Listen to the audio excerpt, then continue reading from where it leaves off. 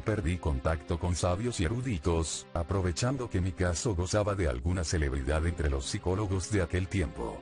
En varias conferencias fui presentado como un caso típico de desdoblamiento de la personalidad, a pesar de que, de vez en cuando, sorprendía a los conferenciantes con algunos síntomas inexplicables o con cierta sombra de ironía cuidadosamente velada.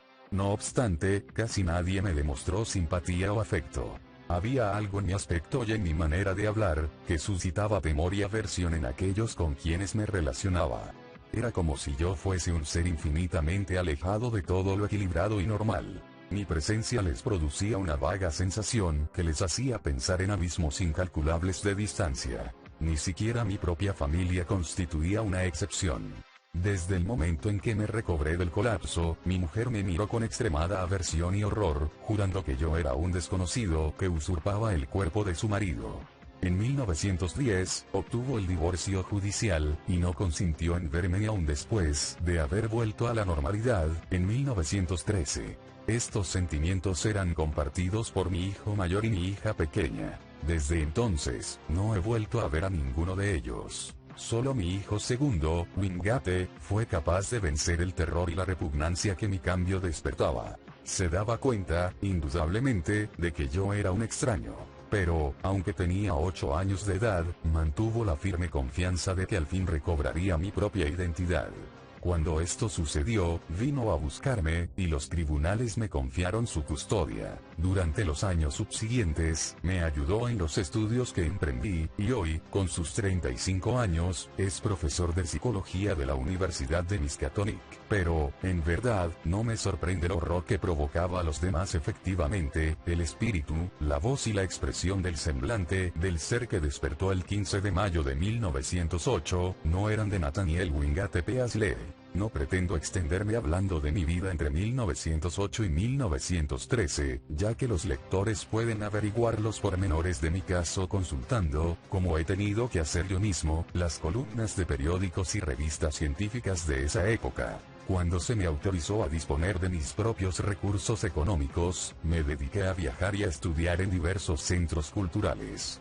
Mis viajes, no obstante, eran en extremo singulares, ya que a menudo suponían prolongadas estancias en parajes remotos y desolados. En 1909 pasé un mes en el Himalaya. En 1911 llamé la atención sobremanera a causa de la expedición que emprendí, en camello, a los ignorados desiertos de Arabia. Nunca he conseguido saber qué sucedía en aquellos viajes. Durante el verano de 1912, fleté un barco y zarpé con rumbo al Ártico, hasta el norte de archipiélago de Spitsbergen. A mi regreso di muestras de decepción. A finales de ese mismo año pasé unas semanas solo, adentrándome por el vasto sistema de cavernas de Virginia Occidental, por sus negros laberintos, más allá de donde haya alcanzado jamás la huella del hombre. Nadie se ha atrevido después a repetir esta hazaña. Mis estancias en las universidades se caracterizaban por una asimilación de conocimientos anormalmente rápida, como si mi segunda personalidad tuviera una inteligencia enormemente superior a la mía propia. He descubierto también que mis capacidades de lectura y de estudio eran extraordinarias. Me bastaba con hojear un libro para dominarlo a fondo.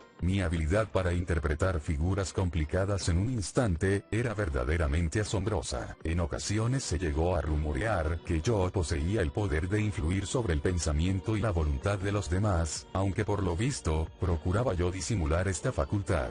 También se habló de mis relaciones con los dirigentes de diversas sectas ocultistas y con eruditos sospechosos de mantener dudosos contactos con los hierofantes de cultos abominables tan antiguos como el mundo. Estos rumores, cuyo fundamento no se pudo demostrar entonces, se veían alentados por la conocida temática de mis lecturas, puesto que en las bibliotecas no se pueden consultar libros raros sin que trascienda el secreto. Hay pruebas palpables, mis anotaciones marginales, de que estudié a conciencia libros tales como el Cultes de Goules del Conde Derlete, de Vermis Mysteries de Ludwig Prin, el Unaussprechlichen Kulten de von Hunst, los fragmentos que se conservan del enigmático libro de Yvonne, y el terrible Necronomicon del árabe loco Abdullah al-Asred. Y es innegable, además, que durante el tiempo de mi sorprendente cambio, renació una perversa actividad en numerosos cultos secretos. En el verano de 1913 comencé a dar muestras de aburrimiento y desinterés, e insinué a varias personas que cabía esperar en mí un pronto cambio.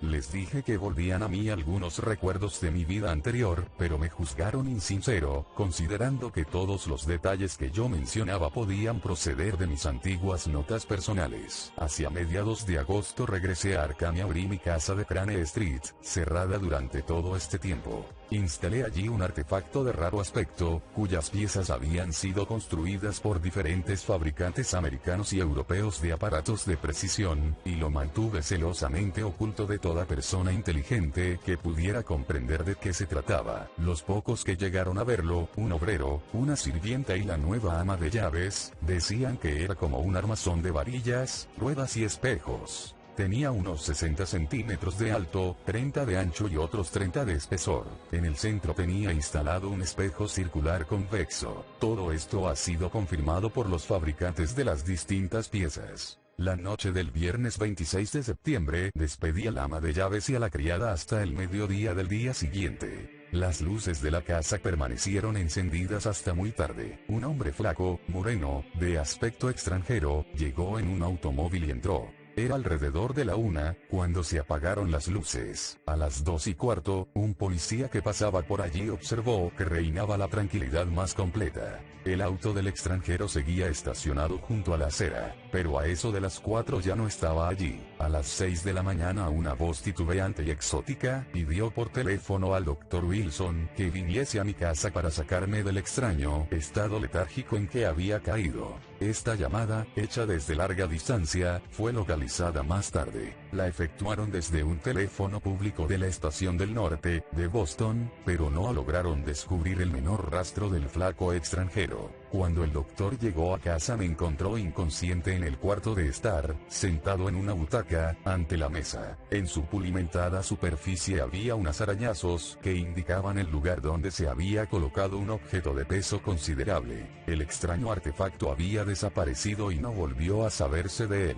Es indudable que se lo había llevado el individuo moreno y flaco que estuvo allí. En la chimenea de la biblioteca hallaron gran cantidad de ceniza. Era todo cuanto quedaba de las anotaciones tomadas por mí durante el periodo de mi enfermedad.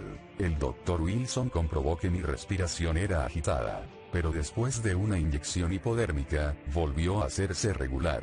A las 11:15 de la mañana del día 27 de septiembre experimenté violentas sacudidas, y mi semblante, hasta entonces rígida como una máscara, comenzó a dar muestras de cierta expresividad.